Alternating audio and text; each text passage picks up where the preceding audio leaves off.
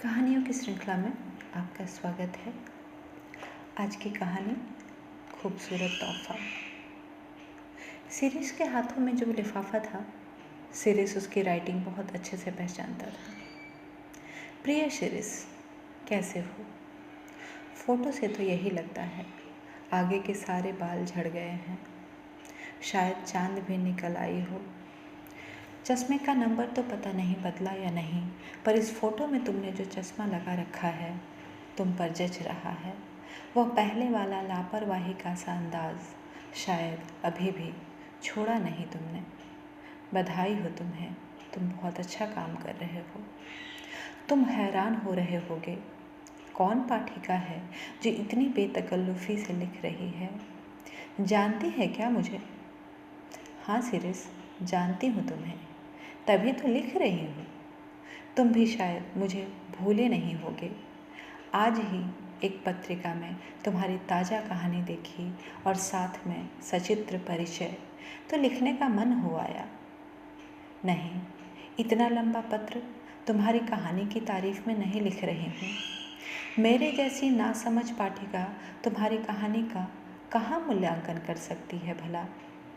हाँ, आज मैं खुद तुम्हें एक कहानी लिख रही हूँ, पर वचन दो इसे कहीं छपवाओगे नहीं, बस सिर्फ पढ़ना और इसे अपने तक ही सीमित रखना।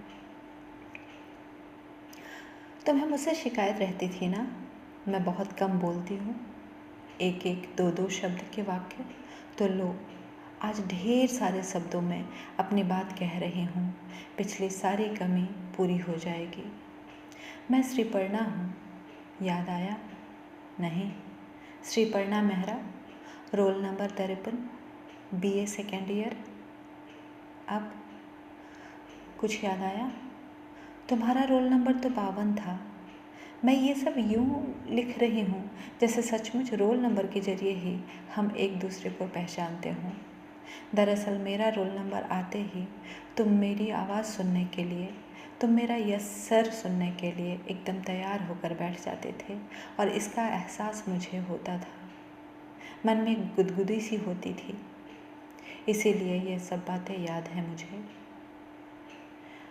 आज इतने बरसों बाद अचानक मेरा खत पाकर हैरानी हो रही है ना? हैरानी तो तुम्हें उस दिन भी बहुत हुई होगी जब मैं अचानक गायब हो गई थी। 12 मार्च था उस दिन, सन 2000। डॉक्टर शेखर का पीरियड चल रहा था, इतिहास का। तभी चपरासी मुझे बुलाने आया था। ऑफिस में मेरे लिए एक ज़रूरी फ़ोन था। फ़ोन अटेंड करते ही मैं तुरंत क्लास में आई थी, सर से अनुमति ली थी और फिर लौटकर कॉलेज में कभी नहीं आई थी। मुझे बाद में पता चला था तुमने बहुत कोशिश की थी पता लगाने की मैं अचानक कहाँ गायब हो गई, पर तुम्हें कोई कुछ नहीं बता पाया था। बताता भी क्या? बताने लायक कुछ होता तो सबसे पहले मैं ही तुम्हें बताती। मेरे घर जाने की हिम्मत तो तुम नहीं जुटा पाए होगे। हो सकता है तुमने मेरा बहुत बहुत इंतज़ार भी किया हो। तुम्हारे कुछ नोट्स भी मेरे पास थे, शायद उन्हीं के लिए याद किया हो और बाद में उम्मीद छोड़ दी हो। यह भी तो हो सकता है तुम्हें सारी बातों का पता चल गया हो और तुमने मेरे लिए बहुत अफसोस जाहिर किया हो। खैर, ये तो मेरे ख्याल हैं। सच क्या है वही सब आज तुम्हें लिखने जा रही हूँ। घर पहुँचते ही पता चला था दीदी की डेथ हो गई है। मेरे तो हाथ पैर ही सुन्न हो गए थे सुनकर। माँ वहीं गई हुई थी, उसके पास। पापा, बीनू भैया और मैं लगातार 10 घंटे ड्राइव करके पहुँचे थे वहाँ।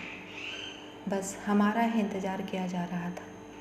दीदी सबको बिलखता हुआ छोड़ गई थी। अपने नन्हे से बेटे का मुंह भी नहीं देख पाई थी बेचारी। उसे दूध पिलाने की तो नौबत ही नहीं आ पाई। सारे घर में कोहराम मचा हुआ था। क्या होगा इन छोटे छोटे बच्चों का? कैसा अभागा जन्मा कि माँ का दूध तक नसीब नहीं हुआ। कैसे संभालेंगे रंजीत इन्हें? 9 साल का शेखर तो फिर भी थोड़ा समझदार था। 3 साल की प्रियंका को समझ में नहीं आ रहा था यह सब रोना धोना क्यों मचा हुआ है। उधर जीजाजी सदमे की वजह से एकदम चुप हो गए थे, बस पथराई आंखों से सबको देख रहे थे। जब रोते हुए शेखर ने चिता में आग दी तो वे अचानक फूट फूट कर रो पड़े थे और शेखर को सीने में भींच लिया था। मुझे वहाँ जाते ही बच्चों की देखभाल में व्यस्त हो जाना पड़ा था। मैं खुद रोती और नन्हा शांतनु मेरी गोद में रोता रहता, मेरे सीने में मुंह घुसेड़ता, पर कहाँ से उसे कुछ मिलता। मेरा प्यार, दुलार, स्नेह उसके लिए काफ़ी ना होते। उसे माँ का सा स्पर्श तो दे सकती थी, दूध कहाँ से देती। बोतल का दूध उसे पच नहीं रहा था। मेरा कलेजा मुंह में आने को होता। मैं माँ के गले लगकर रोती और माँ मेरे गले लगकर। समझ में नहीं आता था आगे क्या होगा। 10 एक दिन इसी तरह बीत गए थे, उदास, परेशान और फीके फीके। 13वीं की रस्म तक सभी लोग लौट चुके थे। मम्मी, पापा, बीनू, मैं, रंजीत और उनके घर के लोग ही बचे थे। सबकी आंखों में एक बहुत बड़ा प्रश्न तैर रहा था। हर कोई सामने वालों की आंखों में इसका जवाब ढूंढने की कोशिश कर रहा था। रंजीत अभी भी पूरी तरह सहज नहीं हो पाए थे, एकदम गुमसुम बैठे रहते। उस दिन मम्मी पापा, रंजीत, उनके माता पिता तथा एक दो रिश्तेदार सिर जोड़कर एक बंद कमरे में बैठे थे और जब वे 2-2.5 घंटे बाद बाहर निकले तो इस विराट प्रश्न का उत्तर खोज लिया गया था। मम्मी बाहर आते ही मेरे गले से लिपट कर रोने लगी थी और उसके मुंह से मेरी बच्ची, हाय मेरी बच्ची के सिवाय कोई शब्द नहीं निकल रहा था। मैं समझ नहीं पा रही थी अचानक सब मुझे बेचारगी से क्यों देख रहे हैं। एकदम ठंडी आवाज़ में मुझे बताया गया था, हमारे पास हर तरह से इससे अधिक स्वीकार्य कोई विकल्प नहीं है कि रंजीत से तुम्हारी शादी कर दी जाए। उसके टूटे परिवार को सहारा देने के लिए यह बहुत ज़रूरी है। मैं एक शब्द भी नहीं कह पाई थी, बच्चों से लिपटकर देर तक रोती रही थी। मेरी शादी विशुद्ध रूप से सहानुभूति, जज्बात, जल्दीबाजी और तथाकथित इंसानी मूल्यों के नाम पर एक भावुकता भरा कदम था।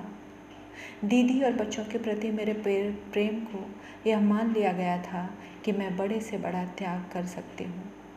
उनके सामने मैं थी ही। इतने दिनों से बच्चों के पीछे खुद को भी भूली हुई थी।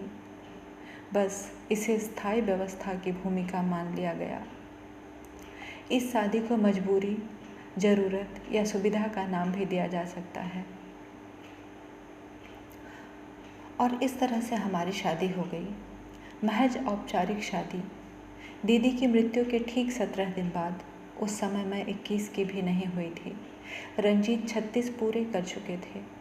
दीदी से उनकी शादी के वक्त मैं सिर्फ 11 साल की थी, जिसे रंजीत जीजाजी टॉफ़ी और आइसक्रीम से बहलाया करते थे। अब मैं उनकी पत्नी थी, उनके 3 बच्चों की माँ। हमारी शादी में शादी जैसा कुछ नहीं था, न हंसी, न मजाक, न सहेलियाँ, न डोली, न बारात। मेरे मन में हमेशा से ख्याल था कि मेरी शादी में भी वाह वाह राम जी वाला गाना बजेगा, विधिवत कन्यादान होगा। बेहद बोझिल वातावरण में बस पंडित जी की उपस्थिति में 2-4 मंत्र पढ़े गए थे और मैं शादी का जोड़ा पहनाकर ब्याह दी गई थी। तब मुझे समझ नहीं आ रहा था मेरी लगातार रुलाई किस लिए थी। समझ तो आज तक नहीं पाई हूँ कि मैं तब क्यों रो रही थी। आए तुम याद मुझे, गाने लगी हर धड़कन। तुम्हें हंसी आएगी, हमारी पहली रात भी हमारे बीच नन्हा 17 दिन का दूध पीता शांतनु सो रहा था और मुझे 2-3 बार उसकी नैपी बदलने के लिए उठना पड़ा था। अब उसकी माँ जो थी मैं। रंजीत के हाथ मेरी तरफ ना बढ़ते, वह संकोच के मारे बेडरूम में ना आते। हमने कई रातें यूं ही अलग अलग काटी। वह अगर मुझे छूते भी तो कई बार चौंक कर अपना हाथ खींच लेते। मैं भी संकोच में रहती। अरसे तक हम पति पत्नी के संबंध को सहेजता से नहीं जी पाए थे। बार बार लगता दीदी कहीं आसपास ही है और उन्हें सब पता चल गया है। अभी पर्दा हटाकर अचानक कमरे में आ जाएंगी और मुझे जीजा जी के साथ इस तरह रंगरेलियां मनाते देख मेरी चुटिया पकड़ अपने घर से बाहर निकाल देंगी। मैं खुद को लाख समझाती, अब कुछ बदल चुका है, रिश्तों के अर्थ हमारे लिए बदल गए हैं। फिर भी मन आशंकित रहता। इस सब के बावजूद खुद सहज रहते हुए उन्हें भी सहज रखने की कोशिश करती, पर वे न जाने मौन के किस अंधे कुएं में उतर गए थे। आज तक 16 साल बीत जाने पर भी उससे बाहर नहीं आ पाए हैं। अरसे तक हम दोनों का संवाद नपे तुले शब्दों तक सीमित रहा। हम ज़रूरत भर बात करते। घर पर हर वक्त मनहूस सा सन्नाटा पसरा रहता। खाना खा लीजिए, पानी पी लीजिए, आपके कपड़े रख दिए हैं, नहा लीजिए, जैसी निहायत ज़रूरी सूचनाएं जैसी वार्तालाप होती थी। संबोधन तो हमारे पास अरसे तक नहीं रहा। नाम से बुला न पाती, अभ्यासवश मुंह से जीजा जी ही निकलता। अपनी गलती का एहसास होने पर हम देर तक नज़रें चुराते रहते। रंजीत को हमारी पहली शादी की पहली वर्षगांठ याद नहीं रही थी। अरसे तक याद नहीं आई थी। जीवन का उनका ढर्रे पर चलने लगा था। लगता था उन्होंने अपने जीवन से सभी अच्छी अच्छी तारीखें, चीज़ें मिटा दी थीं। शादी के बाद जब पहला जन्मदिन आया था तो दीदी को गुजरे ज़्यादा अरसा नहीं हुआ था। मैं उनकी स्थिति समझ सकती थी, लेकिन जब शादी के बाद मेरा दूसरा जन्मदिन भी उन्हें याद नहीं आया तो मैं बहुत बहुत रोई थी। भला ऐसी भी क्या रुग्ण आसक्ति कि जो अब नहीं है उसके लिए आप हर समय उदास गमगीन बने रहें, और जो है, जिन्होंने आपके और आपके परिवार के लिए अपना सब कुछ न्यौछावर कर दिया, वह कहीं नहीं है। जब मैं उनकी साली थी तो हर साल कोई ना कोई तोहफा ज़रूर भेजते थे। कैमरा तक दिया था उन्होंने मुझे, और अब पत्नी बन जाने पर इतनी बड़ी सज़ा। ऐसा नहीं था कि हमने इस दौरान बच्चों के जन्मदिन न मनाए हों, बेशक छोटे मोटे पैमाने पर ही सही। मैं अपने जन्मदिन के प्रति शुरू से ही बहुत सेंसिटिव हूँ। ये तो तुम्हें भी पता होगा कि तुम अगर हैप्पी बर्थडे टू यू ना कहते तब तक मैं मुस्कुराती नहीं थी। परंतु इस साल कोई ख्वाहिश ना जागी थी, अंदर से छटपटाई थी। दूसरी बार यह हो रहा था। मम्मी पापा ने भी शायद मुझे विदा कर देने पर यह तारीख याद रखने की ज़रूरत नहीं समझी थी। केवल बीनू भैया का खूबसूरत कार्ड आया था जिसे मैंने तुरंत छिपा दिया था, मानो उसकी खबर पाकर हंगामा मच जाएगा। मैं उन्हें अक्सर कहती, चलिए कहीं घूम आए, चेंज हो जाएगा, लेकिन वह टाल जाते। मन नहीं करता है कहकर घर से भी ना निकलते। जब दीदी थी तो वे लोग हर साल कहीं न कहीं घूमने निकलते थे। बाहर जाना तो दूर, वह कभी भूल से भी नहीं कहते, चलो पढ़ना, आज कहीं होटल में खाना खाते हैं, या चलो तुम्हें एक नई साड़ी ही दिलवा दें। हाँ, याद आया, मेरी शादी के वक्त मम्मी बाज़ार से 5-7 अच्छी साड़ियाँ ले आई थी। बस उसी से गुजर बसर चल रहा था। दीदी की अलमारियाँ एक से एक बेहतरीन साड़ियों, ड्रेसों से अटी पड़ी थी, लेकिन उन्हें मैं कभी नहीं पहन पाई थी। एक बार एक साड़ी बहुत अच्छी लगने पर मैंने पहन ली थी तो सारे घर में रोना धोना शुरू हो गया था। सभी को दीदी याद आ गई थी। खैर, मैं ये सब तुम्हें क्यों लिख रही हूँ? कई बार अपनी उम्र के हिसाब से सुंदर और आकर्षक कपड़े पहनने का मन करता, मेकअप करने की इच्छा होती, लेकिन रंजीत की हद दर्जे की उदासीनता से कुछ न कर पाती। वह सारी शामें, सारी छुट्टियां घर पर लेटे रहकर गुजारते। मेरा दम घुटता था, छटपटाहट महसूस होती थी। मैं उनके इस रूखे व्यवहार की वजह समझ न पाती और रोती रहती थी। आए तुम याद मुझे, गाने लगी हर धड़कन। इस दौर में 3-4 घटनाएं एक साथ घटी। शादी के चौथे 5वें साल में हमारा बेटा हुआ था, परेश। मैंने बीए का फॉर्म भरा था। शेखर हॉस्टल में चला गया था।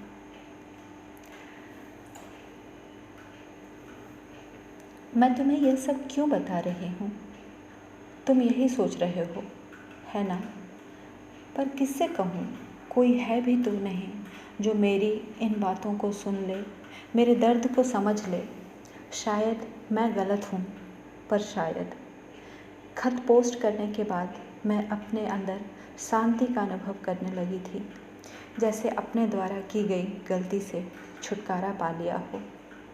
सिर से किसी बोझ के हल्का हो जाने जैसा एहसास था मेरे अंदर। सब कुछ सामान्य सा होने लगा था।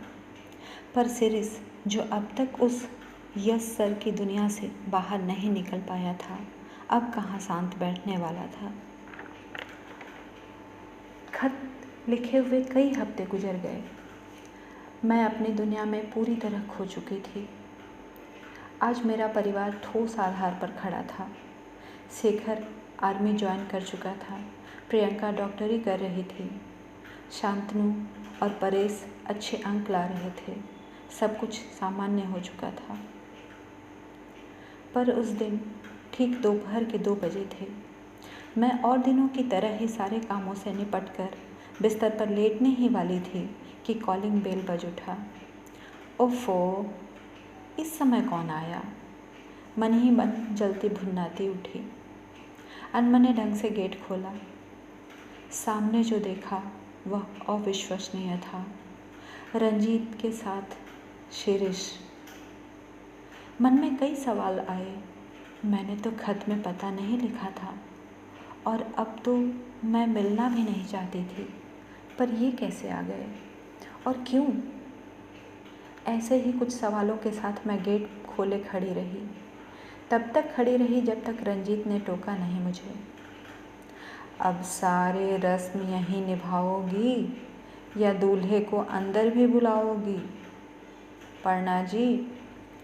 रंजीत के चेहरे पर मुस्कुराहट थी और ये मुस्कुराहट मैं आज शादी के बाद सालों बाद देख रही थी। मैं यंत्रवत साइड हो गई। दोनों अंदर आकर बैठ गए। जिसे देखने के लिए कल तक मैं मरी जा रही थी, आज नज़रें उठाकर देखने भर की हिम्मत नहीं जुटा पा रही थी मैं। नज़रें मिल गई तो चोरी पकड़ी गई तो। और ये रंजीत क्या करना चाहते हैं? दूल्हा कौन है? कैसी रस्म? शाम के समय सभी लॉन में बैठे थे। चारों बच्चे, रंजीत, शिरीष और मैं। चाय नाश्ते का समय था। शादी कोर्ट में करोगे या विधिवत? चाय पीते पीते रंजीत ने शिरीष से पूछा। शादी? किसकी? मेरे मुंह से निकला। मैंने अचंभित आंखों से बच्चों की ओर देखा। मेरे से पूछे बगैर शेखर इतना बड़ा फैसला ले लेगा, इसका मुझे यकीन नहीं आ रहा था। पर ये क्या? बच्चे मुस्कुराकर मेरी ओर देख रहे थे। मैं इस अनजान परिस्थिति को झेलने में असक्षम हो रही थी। मैं चाहती थी ये मेरे घर की बात है, शिरीष के सामने क्यों? उस पत्र के बाद अब मुझे शिरीष से कुछ नहीं कहना था। मैं संतुष्ट हो चुकी थी और शायद यही उम्मीद शिरीष से भी थी। आपकी? शेखर और प्रियंका एक साथ बोल पड़े। एक क्षण के लिए लगा ये कैसा निर्दयी मजाक है मेरे साथ। इनका बच्चों के सामने क्यों शर्मिंदा किया जा रहा है मुझे? रंजीत, आज तक नियति ने और आपने मेरे साथ जो कुछ भी किया, मैंने सब कुछ सह लिया। पर उम्र के इस पड़ाव में आकर ये कैसी सज़ा दे रहे हैं आप? आपने सोच कैसे लिया? रंजीत ने मुझे बीच में ही टोका। जैसे तुमने शिरीष तक अपनी बात पहुंचाने के बारे में सोच लिया। मैं झेप गई। सच ही तो है, आखिर हृदय के किसी कोने में ये ख्वाहिश तो थी कि शिरीष से मैं मिल पाती। श्री पर्णा, तुमने मेरे परिवार को टूटने से बचा लिया। तुम पलट सकती थी उस वक्त, मना कर सकती थी उस समय।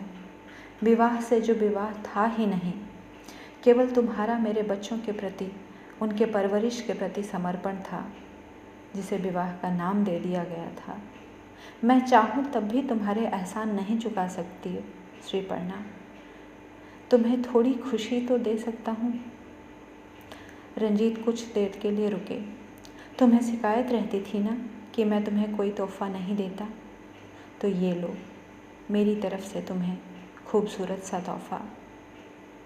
इतना कहकर उन्होंने शिरीष का हाथ मेरे हाथों में दे दिया। मैं शर्मा गई।